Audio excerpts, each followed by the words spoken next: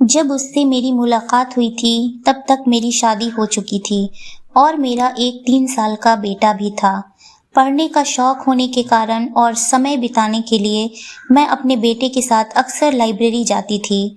माँ के मरने के बाद मेरे पिता ने अपनी दूसरी शादी करने के लिए मेरी शादी भी जल्दी कर दी थी। मैं केवल कॉलेज की पढ़ाई ही पूरी कर पाई थी, इसलिए पढ़ने की चाह मुझे लाइब्रेरी खींच कर ले जाती थी। उस दिन आते जाते हम एक दूसरे से टकराए। जब मैंने माफी मांगने के लिए उसे देखा तो मुझे लगा जैसे मैं उसे बरसों से जानती हूँ। बहुत जाना पहचाना अपना सा महसूस हुआ। वह सॉरी मैं कहकर आगे बढ़ने लगी तो वह बोला, हेलो मैं रौनक हूँ। आपको अक्सर यहाँ देखा है, क्या हम पहले भी कहीं मिले हैं क्या? पता नहीं क्यों आपका चेहरा जाना पहचाना सा लग रहा है। मैंने हैरानी से उसकी ओर देखा तो वह झट से बोला, मुझे गलत मत समझिएगा, मैं कोई फ्लर्ट नहीं कर रहा और ना ही करने की कोशिश कर रहा हूँ। मन में जो बात आई बस वही बोल दिया।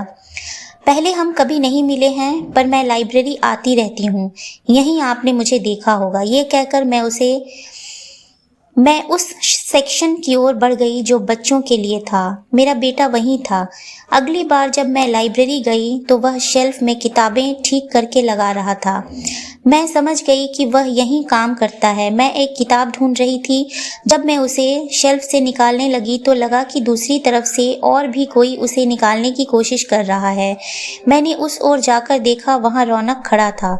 मुझे देखकर वह मुस्कुराया, आपको भी यही किताब चाहिए? मैं भी इसे पढ़ने की सोच रहा था। पहले आप पढ़ लें, इसकी दूसरी कॉपी इशू है, 1-2 दिन में वापस आ जाएगी तो मैं ले जाऊंगा। मैं यहाँ पार्ट टाइम जॉब करता हूँ, नौकरी की तलाश में हूँ। वह बहुत सहजता से बोला। मैंने उसे थैंक यू कहते हुए किताब ले ली। पाउलो कोएल्हो की द अल्केमिस्ट सच में मैं बहुत दिनों से पढ़ना चाहती थी, शायद अपनी किस्मत को समझने के लिए। मैंने कहा, मेरा नाम व्योमा है, काफी दिनों से इस किताब को ढूंढ रही थी। आप इसी तरह की किताबें ज्यादा पढ़ती हैं? उसने पूछा। ऐसा नहीं है, मैंने कहा, और फिर उसे अपने पसंदीदा किताबें और लेखकों के बारे में बताया। किस लेखक की शैली में क्या खास बात है उसके बारे में भी बताया। उसने अपने शेल्फ पर रखी कुछ किताबें मुझे दिखाई जो वह पढ़ चुका था और कहा कि उन्हें भी मैं जरूर पढूं। मैं उससे इम्प्रेस हुए बिना नहीं रह सकी। मैंने उसे बताया कि मैं पढ़ना ही नहीं, लिखना भी चाहती हूँ। बचपन से मेरी ये ख्वाहिश रही है। हमारी मुलाकात लाइब्रेरी में ही हो जाती थी। समान रुचि रखने वाले किसी व्यक्ति से मिलकर मुझे अच्छा लगा, इसलिए लाइब्रेरी में पहुंचते ही मेरी नजरें उसे ढूंढने लगती।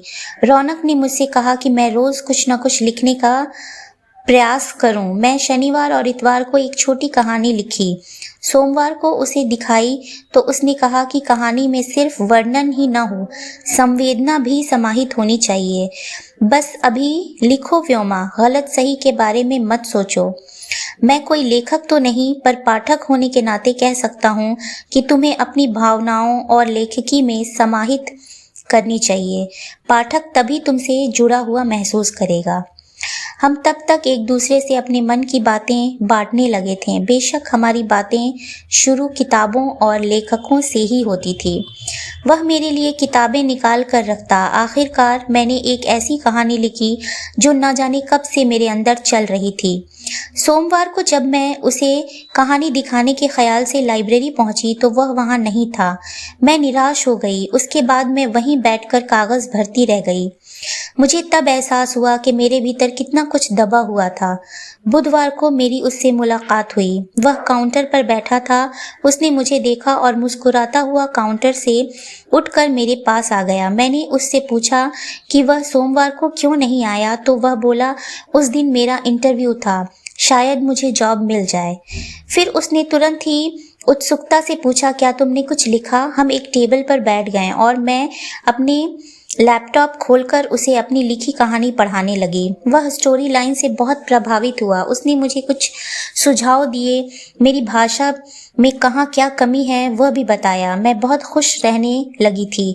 इन दिनों मेरे पति के पास मेरे लिए समय नहीं था। वह अपने बिजनेस में व्यस्त थे और अक्सर शहर से बाहर ही रहते थे। लेकिन अब मेरे पास अपना खालीपन भरने के लिए कुछ था। मैं रोज लिखने लगी। पति जब घर पर होते तब भी हमारे बीच कोई खास बात नहीं होती थी, क्योंकि उन्हें सदा मैं आउटडेटेड लगती थी। अपनी बातें रौनक से शेयर कर मैं बहुत हल्का महसूस करती थी। मेरा खालीपन भी भर रहा था, वरना मेरी जिंदगी तो अब तक कैलेंडर में रोज बदलने वाली तारीख की तरह थी। रौनक ने मेरे दिनों में रंग भर दिए थे। अब हम लाइब्रेरी के अलावा बाहर भी मिलने लगे, लेकिन हर बार मेरे साथ मेरा बेटा होता, क्योंकि उसे मैं अकेला नहीं छोड़ सकती थी। उससे भी रौनक की अच्छी दोस्ती हो गई थी। हमारी बहुत सारी बातें समान थी। तब मुझे लगता कि जीवन साथी ऐसा ही होना चाहिए, पर मैं अपने रिश्तों को परिभाषित नहीं करना चाहती थी। मैं एक दोस्त की तरह उसे मिलती। उसकी जॉब लग गई तो हमारा मिलना भी कम हो गया। 6 महीने बाद मैं 20 कहानी उसके सामने रख दी। वह बहुत खुश था, मैं भी बहुत खुश थी और उसकी आभारी भी, जिसकी वजह से मैं किताब लिख पाई थी। एक दिन जब हम मिले तो वह कुछ अलग लगा। उस दिन मैं अपने बेटे को नहीं लाई थी। वह पड़ोस में रहने वाले अपने दोस्त के साथ खेलना चाहता था, इसलिए उनके घर पर था। अचानक वह बोला, व्योमा, आई लव यू। मुझे पता है कि तुम शादीशुदा हो। मैं तुमसे कुछ मांग नहीं रहा, बस अपने दिल की बात कहना चाहता था।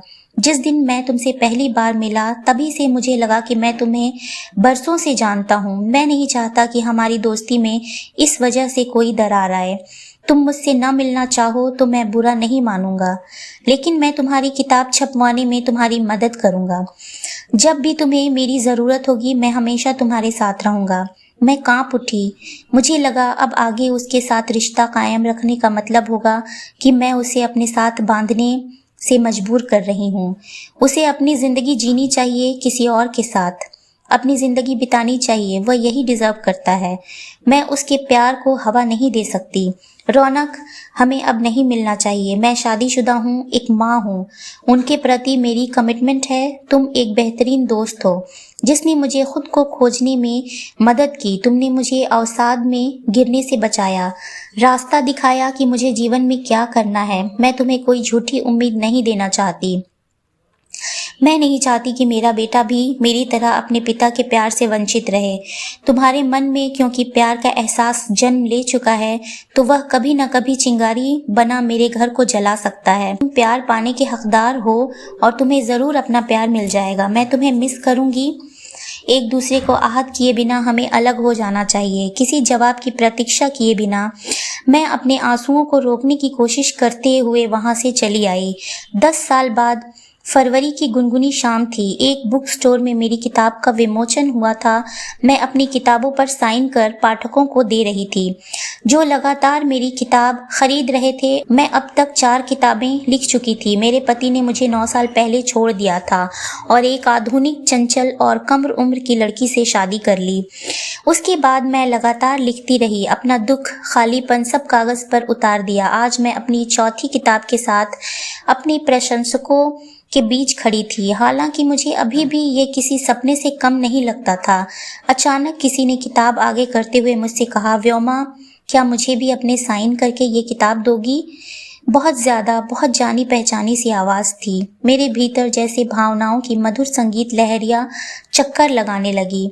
मैं उस चेहरे को देखने के लिए मुड़ी, वह चेहरा जिसे देखने के लिए मैं इतने वर्षों से तरस रही थी, व्याकुल थी, जिसे बताने को कि तुम्हारी वजह से आज मैं यहाँ पहुँची हूँ। वह चेहरा जिससे मिलने से मैंने ही मना किया था और जिसने मेरे कहने पर मिलने की जिद नहीं की थी। कब से ढूंढ रही थी मैं उसे। पछतावा भी था कि उसे क्यों जाने दिया। अपनी जिंदगी से मैं उसके प्रति कृतज्ञता व्यक्त करना चाहती थी। वह मेरे सामने खड़ा था, आंखों में वही चमक थी और होठों पर वही मुस्कान। मेरी आंखों में नमी उतर आई। बहुत रोकने की कोशिश की, लेकिन आंसू बह निकले।